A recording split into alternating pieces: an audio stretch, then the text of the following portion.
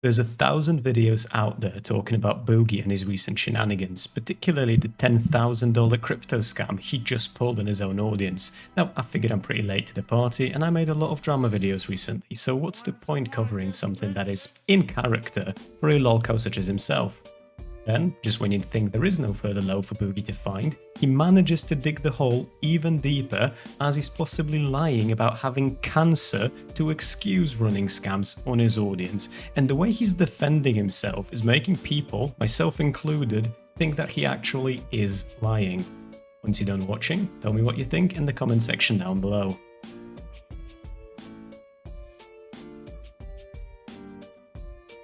So, just earlier today, Stephen Kenneth Burnell II, first of his name, and the once blue, always blue Fury of Nebraska, also known on the internet as Destiny, started doing research into Boogie's claims about polycythemia vera, a rare form of cancer that he has, him being Boogie.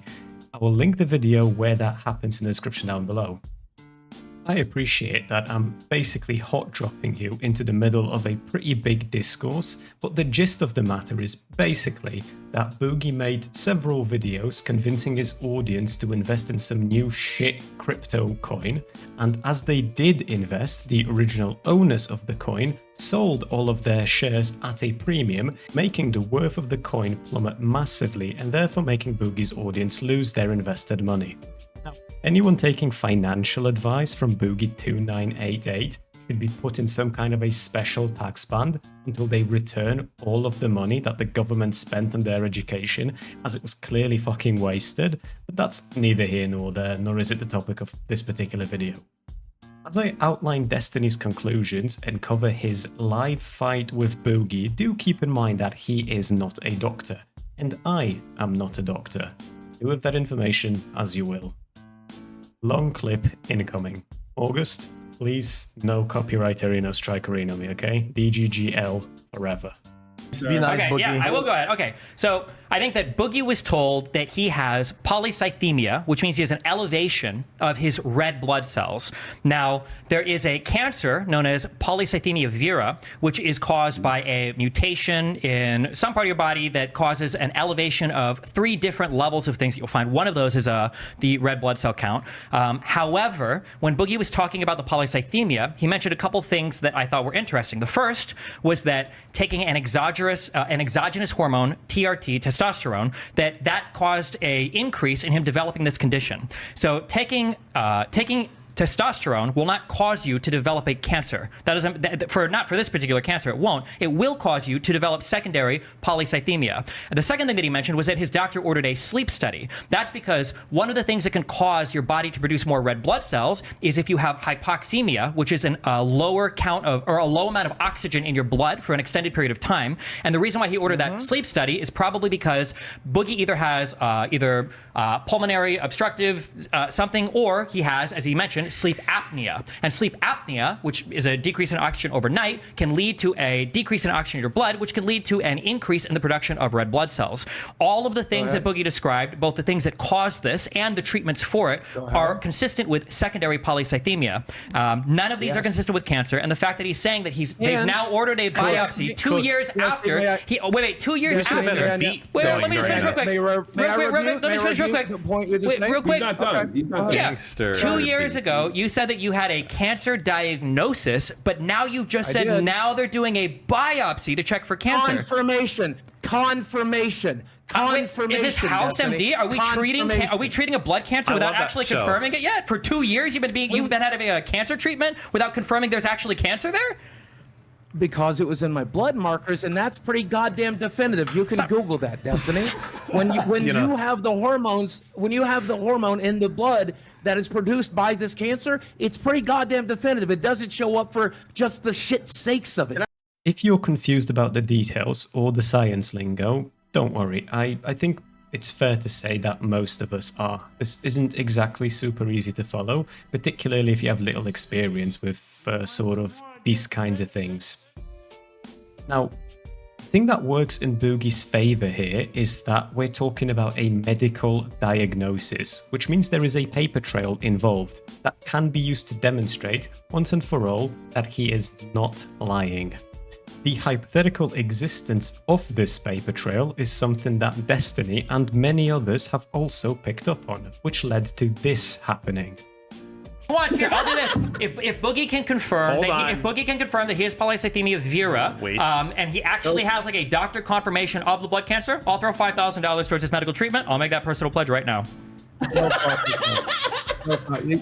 Get Hey, you need 10,000. money. You're not You seeing my medical records for 20, not for 50. You're not seeing my medical records. Fine. Now, at this stage, it should be abundantly clear to most people that Boogie can end this entire drama, this entire argument, and come out on top of it by literally pulling out a single piece of paper that proves he has the cancer that he claims to have.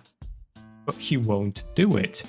He will not show his medical records to anyone for seemingly principled reasons. Principled reasons? From Boogie?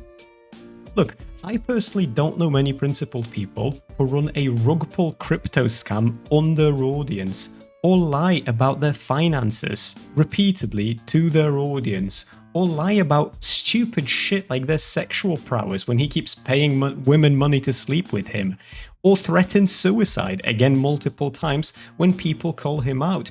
I remember he was losing a debate once, and he threatened to take his dog to the pound because he was losing an online debate. I don't know. Hey, but maybe that's just me, okay? Maybe I just don't hang out with that many principled people and I just can't tell. And I'm not even scratching the surface here, to be clear. Boogie has years on top of years of documented unethical and frankly pathetic behavior that has earned him the title of a lolcow. My view on this is rather simple. While Boogie's medical record should be his own business, he has absolutely no wiggle room at this point. Think about this in the context of like reputation, right? Particularly if you play video games, then you'll know what I mean. Boogie, through his many lies over the years, probably has less goodwill amongst people around him than random no-names on the internet, such as myself, at this point do. The golden opportunity for Boogie here would be to share the proof and salvage a ton of his reputation, because he would prove beyond a shadow of a doubt that he's won the argument, that he hasn't lied, and in a way, it wouldn't quite justify the fact that he ran a crypto scam, but since this is at least a part of his defense for why he had to, right, in order to raise money for treatment, then it would possibly make at least a few people understand where he's coming from. As of right now, though, that ain't happening. Because of the overall ridiculousness of this situation, people caught on what's going on and kept egging Boogie on. Keem offered another $15,000, Mutaha offered another $50,000 for Boogie to show one document that proves he has cancer. Now, people tried to make it easier for Boogie, and they figure that because Boogie doesn't want to do this publicly, right, and he has the right to not want to do that publicly, right, still his own private medical records, they will be fine with an option where he shares it privately with someone trusted, right, someone who's not going to leak it, but who will confirm, and whose word people will take that he does in fact have cancer. And Boogie still refused.